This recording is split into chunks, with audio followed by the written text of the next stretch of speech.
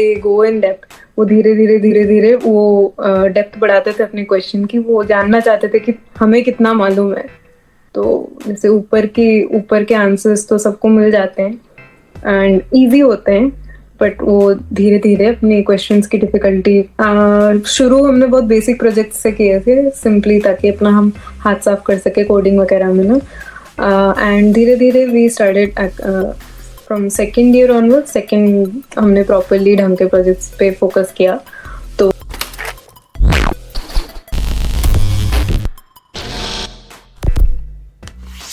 So hello everyone, welcome back to our YouTube channel.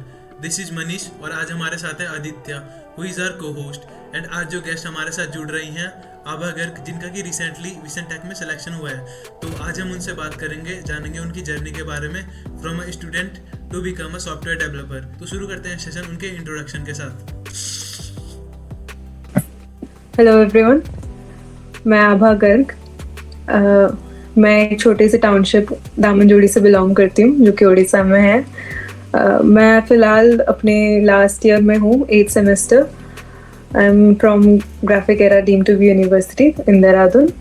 I am pursuing computer science. मेरा recently Wissen technologies में selection हुआ है। बाकी मैंने कुछ प्रोजेक्ट्स वगैरह भी बनाए हैं, कुछ मशीन लर्निंग पे थे, एक दो वेब डेवलपमेंट पे भी थे।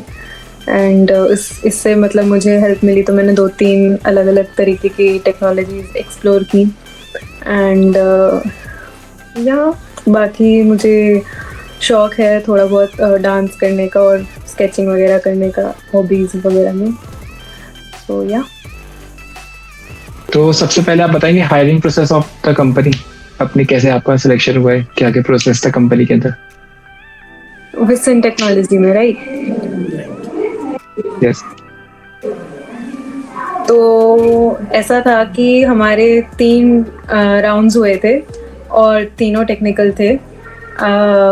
मतलब सबसे पहले एक्चुअली हमारा कोडिंग राउंड था, उसमें एसक्यूएल के भी क्वेश्चंस थे एंड 3 कोडिंग क्वेश्चन थे। एक नॉर्मल था, एक में आई थिंक सिर्फ पाइथन, मतलब हमारे पास C++ का ऑप्शन नहीं था जहाँ तक मेरे को याद आ रहा है। एंड एक क्वेश्चन पूरा का पूरा सिर्फ प्योरली जावा में सॉल्व करना था। क्योंकि मतलब कंपनी जो है वो जावा पे काम करती है, so I think they really put a lot of stress on Java अपने कोडिंग राउंड्स में। देन उसको क्लियर करने के बाद हमारे 3 टेक्निकल इंटरव्यूज़ हुए थे। मतलब पहला टेक्निकल इंटरव्यू जो था वो थोड़ा बेसिक लेवल का था, मतलब उसमें जो क्वेश्चंस पूछे गए थे हमसे वो सारी क्या कहते हैं, सारी कोर कंप्यूटर सब्जेक्ट्स के क्वेश्चंस थे उसमें, जैसे OS हो गया, DBMS हो गया एंड ऊप्स कवर किया था काफ़ी, और बेसिक प्रोग्रामिंग क्वेश्चंस पूछे थे। उसके बाद फिर हमारा जो दूसरा और तीसरा टेक्निकल राउंड था उसमें थोड़ी सी डिफिकल्टी लेवल बढ़ती है। अच्छा, तो आपको कुछ क्वेश्चंस याद हैं जो कि पूछे गए थे टेक्निकल राउंड्स में? हाँ, जैसे OS में हमें थ्रेड्स के बारे में काफ़ी उन्होंने डेप्थ में पूछा था। जावा से रिलेटेड क्वेश्चंस पूछते थे हर टेक्निकल राउंड में, क्योंकि उनके लिए जावा ज़रूरी है। मतलब एंड दे वो basically actually checking the knowledge, मतलब वो सिर्फ सरफेस के क्वेश्चंस नहीं पूछते थे। Once you answer give a correct answer, they go in depth. वो धीरे धीरे वो डेप्थ बढ़ाते थे अपने क्वेश्चन की। वो जानना चाहते थे कि हमें कितना मालूम है। तो जैसे ऊपर के आंसर्स तो सबको मिल जाते हैं एंड इजी होते हैं, बट वो धीरे धीरे अपने क्वेश्चंस की डिफिकल्टी बढ़ाते थे। ठीक है, तो आपने ये तो बता दें कि क्या क्या क्वेश्चंस पूछे गए थे, तो आप ये बताएंगे आपने प्लेसमेंट के लिए क्या क्या प्रिपरेशन करी थी, कैसे कैसे, कितने टाइम पहले शुरू कर दी थी आपने? यार मैंने प्रॉपरली शुरुआत तो मैं कहूँगी 3rd ईयर में ही करी थी। 2nd ईयर तक तो हम लॉकडाउन में ही थे, तो ऐसे ही थोड़ा सा लाइटली ले रहे थे। 3rd ईयर में हम जम गए थे एकदम कि नई प्लेसमेंट चाहिए। एंड बस कोडिंग DS से प्रैक्टिस करनी शुरू कर दी थी हमने काफ़ी अच्छे से। तो डीएसए करी थी वेरियस प्लेटफॉर्म से, जैसे शुरुआत में तो लीड कोड ही पकड़ के करा था अच्छे से, but I think basic level की कोडिंग मतलब जितने की इंटरव्यूज क्रैक करने के लिए चाहिए वो लीड कोड पे काफ़ी हो जाती है। बाकी when you want to increase your difficulty level तो उसके लिए हमारे पास दूसरे और अच्छे अच्छे कोडिंग वो हैं आईडीज, जैसे कि कोडशेफ हो गया, तो उसमें काफ़ी मतलब हाई लेवल के क्वेश्चन होते हैं, तो उसमें भी कर सकते हैं डीएसए उसमें, लेकिन वो कम्पिटिटिव कोडिंग की तरफ ज़्यादा जाता है। तो आई थिंक बेसिक इंटरव्यू के प्रिपरेशन के लिए मतलब मैंने तो लीड कोड ही करा था। ओके। एंड बाकी फिर थर्ड ईयर में के जो कॉलेज के सब्जेक्ट्स होते हैं OSD BMS वगैरह, सो ये हमें कॉलेज में तो पढ़ा ही रहते, तो साथ साथ उसी के टाइम पे उन्हीं को प्रॉपरली ध्यान दे के अच्छे से पढ़ा था, क्योंकि वो कोर सब्जेक्ट्स है तो इंटरव्यू में पूछे जाते हैं। तो ओके, अच्छा, तो आपने लीड कोड के कितना क्वेश्चन सॉल्व करे थे? यार 150 से 200 के बीच में। और कोडशेफ में? कोडशेफ तो यार मैं ऐसे ही देखती थी, मतलब मैंने ऐसे हार्ड कोर बैठ के करी नहीं है ठीक से, क्योंकि मैं कॉम्पिटिटिव कोडिंग में इतनी I have not participated much, but उसमें मतलब मैंने यही देखा था डिफ़िकल्टी लेवल चेक करने के लिए ना, कि हाँ दिस इज़ व्हाट यहाँ तक करनी है। तो आपने प्लेसमेंट्स के लिए कुछ प्रोजेक्ट्स वगैरह बनाए होंगे, तो कुछ बता सकते हैं आप उनके बारे में? यार मैंने जो प्रोजेक्ट्स बनाए थे, एक ई-कॉमर्स वेबसाइट पे बनाया था, एक फेस डिटेक्शन पे बनाया था, और एक मूवी रिकमेंडर सिस्टम पे बनाया था। तो एक तरीके से मैंने वेब डेवलपमेंट वाला एरिया एक्सप्लोर किया था, और बाकी थोड़ा सा बेसिक मशीन लर्निंग करी थी, बाकी दोनों face detection and movie recommender system में। अच्छा, तो आप ये जो मूवी रिकमेंडेशन वाला मॉडल है, प्रोजेक्ट है, इसे आप थोड़ा सा एक्सप्लेन करोगे कि ये वर्क कैसे करता है, इसकी फंक्शनैलिटी क्या है? बेसिकली मोटे मोटे शब्दों में जब एक यूज़र उस मूवी रिकमेंडर सिस्टम में एक मूवी एंटर करेगा, तो हमारा जो सिस्टम है वो हमें उस मूवी के जैसी 5 और मूवीज़ रिकमेंड करेगा।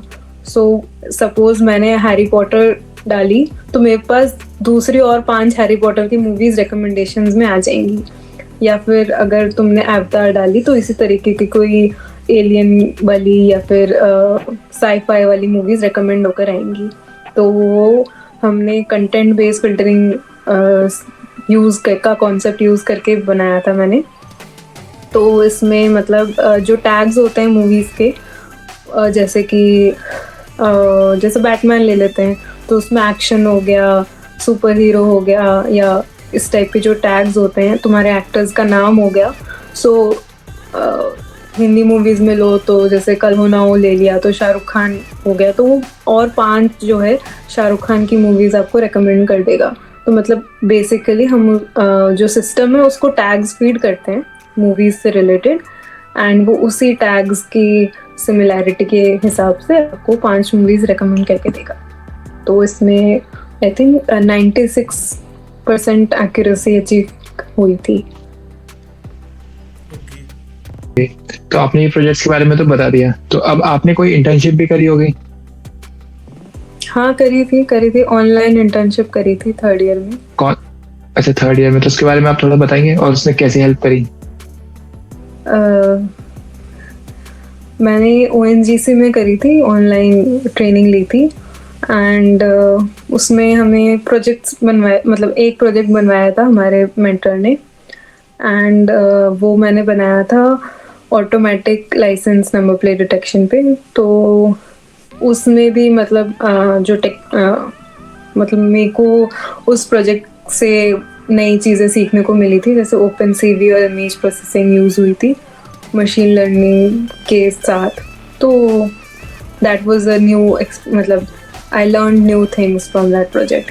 सो वो मेरे इंटरव्यूज में काफ़ी हेल्पफुल रहा है whenever I have been asked about this project. So I think it is something a little bit different. जो तो I think it was very helpful in the interviews as well as a Okay. learning experience for me. Yeah. अच्छा, आपको coding 12th के पहले से आती थी या कॉलेज में आके सीखी आपने? मैंने 11th 12th में मेरे पास कंप्यूटर साइंस थी, so C++ मुझे पहले मतलब तब आ गई थी.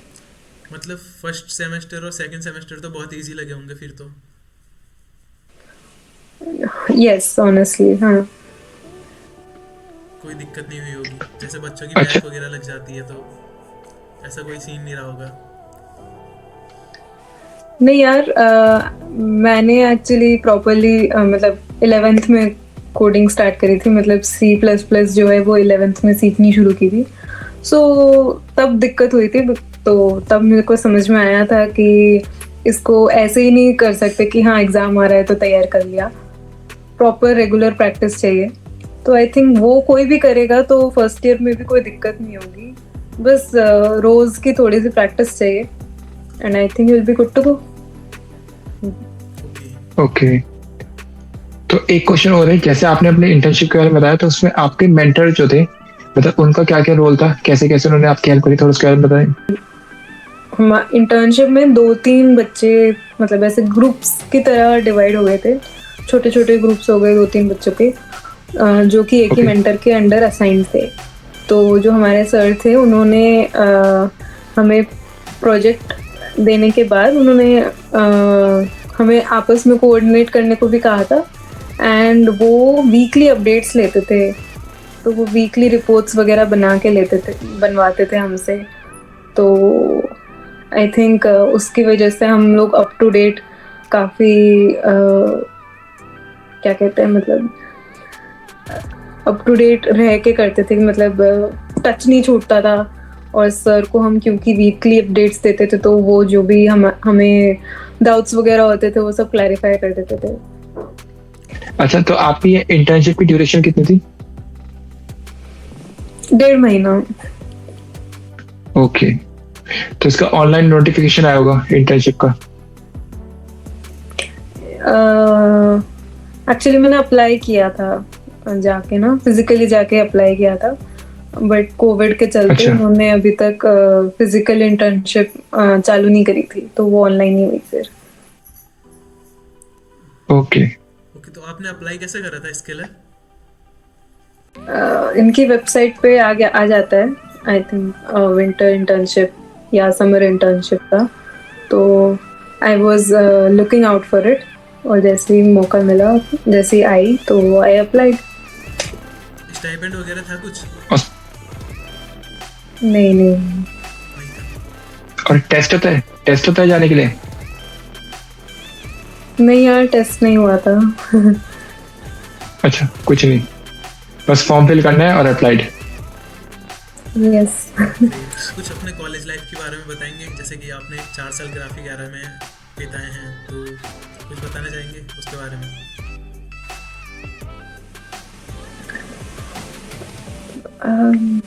श्योर. 4 साल मतलब पहली जब भी मैं अपनी कॉलेज लाइफ के बारे में सोचती हूँ तो मैं यही सोच पाती हूँ कि 2 साल तो मेरे कोरोना के लॉकडाउन में ही चले गए. तो शुरू का फर्स्ट ईयर का हाफ हमने कॉलेज में स्पेंड किया था. पर फिर उसके बाद तो वापस हम थर्ड ईयर के हाफ में ही पहुंचे थे. सो बट यस, मैं हॉस्टल में रहती थी एंड हॉस्टल वालों के साथ मैंने काफ़ी मस्ती की. So yeah I think what do you want to know, मतलब कॉलेज लाइफ के बारे में. आपको कॉलेज के बारे में पता कैसे चला था? ऑनलाइन. ऑनलाइन मतलब आपका पहले से फिक्स था कि आप यहीं एडमिशन लोगे, या फिर आईआईटी वगैरह की कोई प्रिपरेशन थी, या किसी और कोर्स में एडमिशन लेना था? नहीं 11th 12th में मैंने कोचिंग ली थी.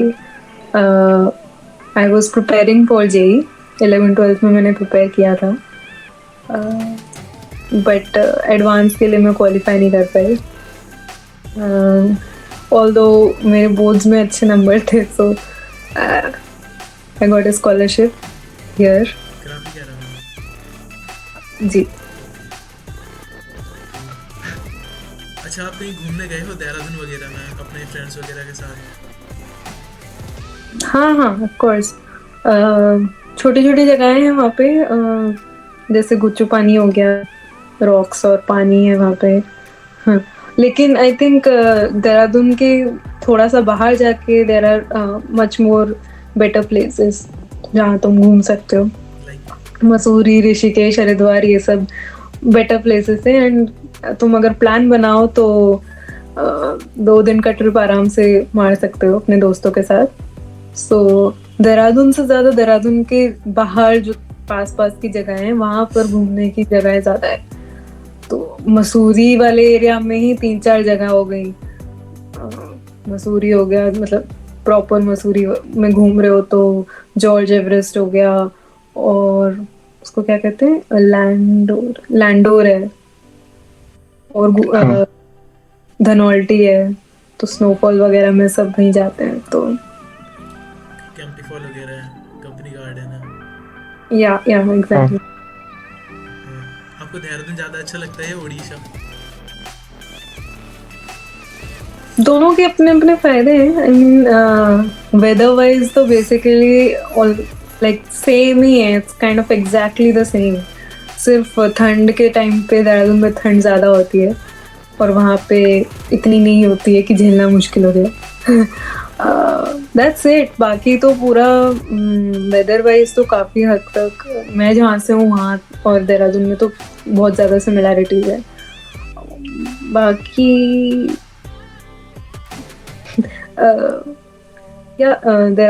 उड़ीसा में वो छोटी सी टाउनशिप है। सो इट्स लाइक तुम्हें कभी भी ब्रेक लेना हो सिटी लाइफ से तो वहाँ जाके तुम चैन से रह सकते हो। पीस है वहाँ पे, शांति है। बाकी यहाँ पे चहल पहल के लिए आ जाओ, बट चहल पहल के लिए देहरादून से भी बड़ी बड़ी सिटीज हैं। सो ओके, तो हमने क्या है कि यहाँ पे एक नया कंटेंट इंट्रोड्यूस किया है। लाइक हम आपके साथ एक रैपिड फायर राउंड लेंगे 10 क्वेश्चंस का, और आपको उसका 1 वर्ड और 2 वर्ड में आंसर देना है। तो आदित्य शुरू करेंगे। Okay, favourite programming language? C++। Okay. Favourite operating system? Windows. Okay. सबसे बड़ा प्रोग्राम अब तक कौन सा लिखा है आपने? एक प्रोजेक्ट में लिखा था। कितने लाइंस का होगा लगभग? याद नहीं। Okay. Favourite ID? Visual studio. वैसे सबलाइन भी अच्छा है। ओके। अच्छा, तो ओके। अब मेरी बारी है। कुछ क्वेश्चंस मैं भी पूछ लेता हूँ, ओके, आपसे। ठीक है, तो what do you like to have, sweet और सॉल्ट? खाने में सेवरी, सॉल्टी। ओके। अच्छा, tell us something interesting about your hometown. It has a lot of greenery and blue skies. Alright, okay. आपकी favourite movie कौन सी है? Avatar, I liked it a lot. 1 और 2? 1, पहली वाली। ओके, दूसरी क्यों नहीं है पसंद? मजा नहीं आया यार। अच्छा, मतलब मैंने भी खोल के देखी थी, वो मन नहीं करा देखने का, फिर बंद कर दी थी। ओके। अच्छा, favourite place where you want to go once in life? Dubai. Dubai, why it is? मतलब बस देखना है यार, वहाँ पे काफी आलीशान बिल्डिंग्स हैं, तो बड़ी बड़ी सिटीज देखने का मन करता है। एंड या बुर्ज खलीफा। यस। मनीष ऐसा नहीं है, वो पैकेज पड़ा है ना तो खर्चे भी तो ज्यादा करने हैं ना, तो दुबई सही है। सही बात है। हाँ। Okay, so which is your favourite motivational speaker? यार ऐसे I don't really follow motivational speakers, तो अपने आप ही लानी पड़ती है मोटिवेशन। ये बहुत सही बात कही कि अगर कोई अदर मोटिवेशनल स्पीकर आपको मोटिवेट कर रहा है तो वो मोटिवेशन सिर्फ 1 या 2 दिन रहती है, फिर उसके बाद उतर जाती है। True true. खुद से ही मोटिवेशन ओके, एक लास्ट क्वेश्चन। स्पीकर से एक्चुअली तुम्हारा पर्सपेक्टिव थोड़ा सा वो आपका डिफाइन करने में हेल्प कर सकते हैं कि आप एक डिफरेंट तरीके से सोचना शुरू कर दो ताकि आपको खुद को हेल्प हो। But that's it. वो ऐसा नहीं है कि उनकी बातें सुन के आप एकदम ही मेहनती बन जाओगे, ये तो नहीं होता। That's true. तो एक लास्ट क्वेश्चन, स्टूडेंट्स के लिए कोई message?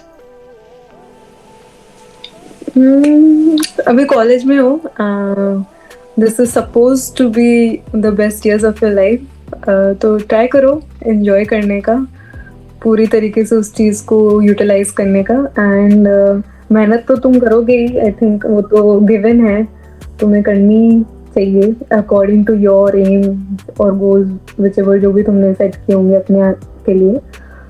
But apart from that try to enjoy जैसा भी कॉलेज हो। हमारा कोरोना में गया, हमने घर में बैठ के एंजॉय किया। तुम्हारे लिए नहीं है तो तुम बहुत लकी हो उस तरीके से, तो make the most of it. अच्छा, तो एक फेवरेट क्वेश्चन सभी का होगा ये तो कि how did you feel when you got your offer letter? What was the reaction of your family, father, parents?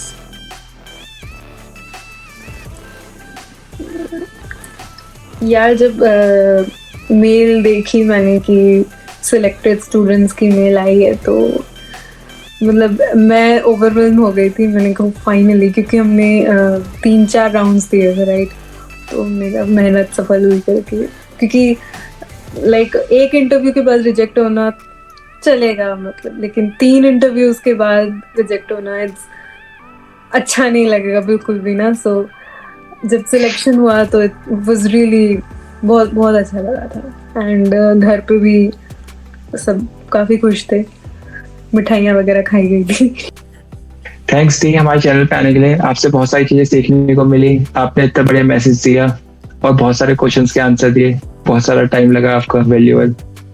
ठीक है, तो थैंक यू। और कोई मैसेज होगा तो आप बता सकते हैं। आपकी लिंक्डइन प्रोफाइल हम क्या कहते हैं डिस्क्रिप्शन में डाल देंगे, तो जो भी बच्चों के इश्यूज होंगे ना वो आपसे पूछ लेंगे। Thank you so much. Thank you मुझे यहाँ पे इनवाइट करने के लिए, बहुत अच्छा लगा आपसे बात करके। Thank you. और मैं अपने व्यूअर्स से कहना चाहूँगा कि हम इतनी मेहनत करते हैं, आपके लिए वीडियोस बनाते हैं, तो अगर आपको हमारा कंटेंट अच्छा लगे तो please like, share and subscribe. और भी फ्यूचर में हम ऐसी अपने सीनियर से मिलाते रहेंगे जो कि प्लेस्ड हो रहे हैं कंपनीज में, कुछ अचीव कर रहे हैं। तो ओके, थैंक यू एवरीवन।